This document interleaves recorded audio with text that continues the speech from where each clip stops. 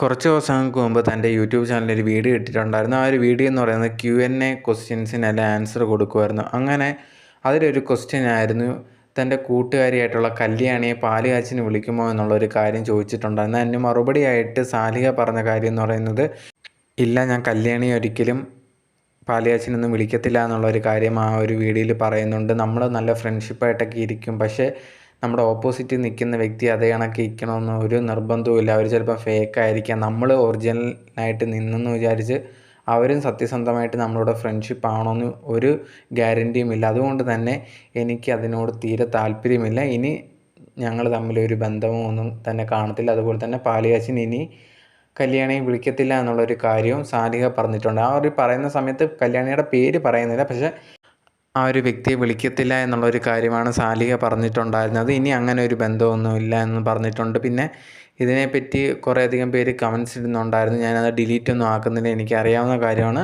പക്ഷേ ഇനി അതിനെപ്പറ്റി സംസാരിക്കാനൊന്നും എനിക്ക് താല്പര്യമില്ല എന്നും സാലിഹ ആ ഒരു വീഡിയോയിൽ പറയുന്നുണ്ടായിരുന്നു.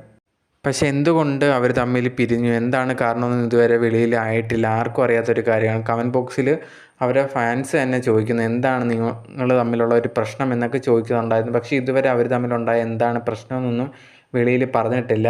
അത് വളരെ രഹസ്യമായിട്ട് അവർ തന്നെ വെച്ചേക്കുന്ന ഒരു കാര്യമാണ്. പക്ഷേ അവർ തമ്മിൽ പിരിഞ്ഞു എന്നുള്ളൊരു കാര്യം സബ്സ്ക്രൈബേഴ്സിന് എല്ലാവർക്കും അറിയാവുന്ന ഒരു കാര്യമാണ്. പക്ഷേ എന്തൊക്കെ ചോദിച്ചിട്ട് പോലും അവർ കാരണം ഇതുവരെ വെളിപ്പെടുത്തിയിട്ടില്ല.